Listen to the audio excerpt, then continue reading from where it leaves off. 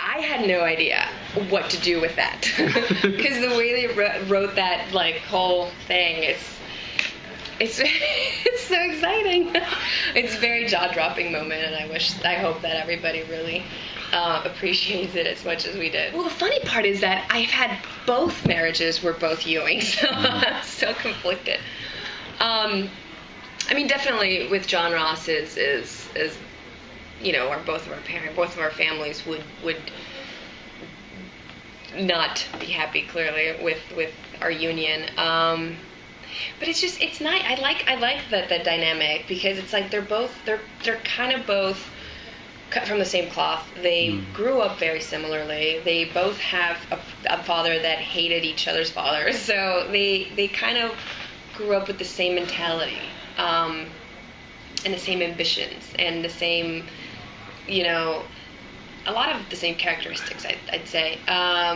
So it's very interesting to have them together. And I mean, even though they got married because of business. I mean, they both have, like, they're both so ambitious. They both are very business driven. So they got married because it would benefit both of them. It would actually, you know, her idea of having revenge towards her father. She will never forgive what that guy did.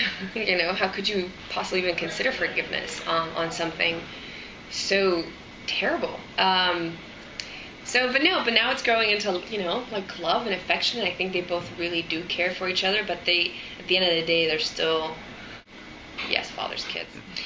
Well, my dad's in jail, so no. He's not gonna be there. My mom is. She'll be there.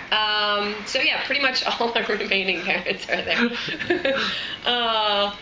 It was wonderful to have a second wedding at South Fork in 3 years. Yeah, no, it was definitely different than her first wedding to Christopher. I think that every season I get married. That's what Rachel kept saying, like, is it possible that every year I have to choose a wedding dress for you? I'm like, yes. And then I look at Patrick and I'm like, 4th season. And then Brenda wants to kill me, but you know, it is what it is. But no, yeah, it was beautiful. It's always nice to have a party at South Fork because they just really do go all out, you know, with the band and the food, and it's so Texas. It's long. Really? Yeah, it takes a while because there's so many people you have to kind of focus on, and so it takes all day. But they are fun because you get to work with a lot of cast members that you normally don't. I mean, I don't really work with Jordana much, unfortunately. I know we're always like, what can we do together? Let's plot something against them. Come on. I mean, Josh is my only, you know, best friend on the show right now. And you know, and definitely when we have office scenes with Patrick and Linda and Jesse, and those are always fun as well. But the big parties is when you all get together and we're all.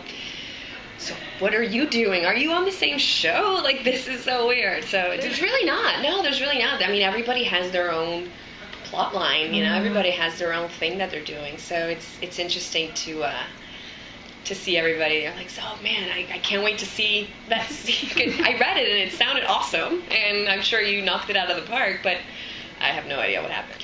Well, that's interesting, because, you know, that's, you know, to have somebody behind bars for a crime they didn't commit is, you know, anybody with a little bit of a heart can see how wrong that is. But to her, it's, you know, I mean, the guy kills her kids. To me, it's not a pain that I know, I personally know, nor do I ever wish it upon anyone or on me. So it was a scene that I knew last year that I had to, I don't know, research it and dig really deep somewhere. But it's not something you can easily forgive or forget ever. So I don't know how will she react. I mean, I think it's going to be a very, very, very tough place for her, you know, to face him. Because, I mean, she helped them. She helped them go into jail. Mostly, I think, is because he killed her babies. Not, you know, sure, he killed JR in her head, but he killed my babies. Yeah. When you say Pamela's falling in love with John Ross, what exactly is she kind of being really drawn to at this point? She's known these people for a long time. It's true. although she didn't really know them, she knew them by name and by her father always, you know, the Ewings, because obviously, you know, when you meet her in the first season, nobody knew who she was, so she was able to pull the scam that way. I think the attraction at first, obviously, I think they got married. They obviously got married for business. They, they're very similar people, like I said. But I think little by little, he's a charmer. You know, he's a talker. He's a smooth talker. He's a charmer. I think physically they're very attracted to each other. They, you know, it's not too hard to fall in love with him. I think a lot of women are. So it wasn't oh, to fall in love with him. He's hot. Well, you'd think she'd see him coming. She'd see his devious. You'd think, but I think that at the end of second season, you see her going, give love a chance. You know, give life a chance. This is what happened to me because I let revenge and hate take over my life. Like I let my father rule my everything. And where did I end up? I end up not without a father, without my kids, lonely. She's a very lonely girl. So I think that you see her making that change in the beginning of the season. You want her to be like nesting and being a wife and so I think that's what she's craving. She's craving love and company. She doesn't have much of it right now from her life, from her previous life. I think the second season was pretty tough because we were all dealing with the shock of losing him. Nobody had it, you know, you don't expect anything like that to happen. I think that must have made a huge impact on our writing, on our where the episode, all the season was going. I think the second season was definitely more challenging for everyone because it was hard. It was hard to have a memorial for him, and we all came here.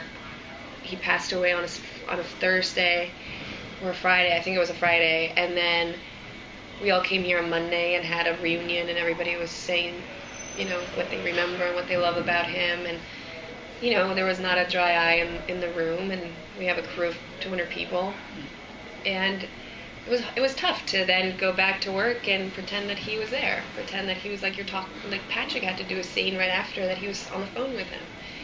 So I think, you know, it was so raw. Cliff's in jail, so he's still in there. So there hasn't been much of interaction with him. Audrey was here for the wedding, and it was lovely to have her. She's such a beautiful woman.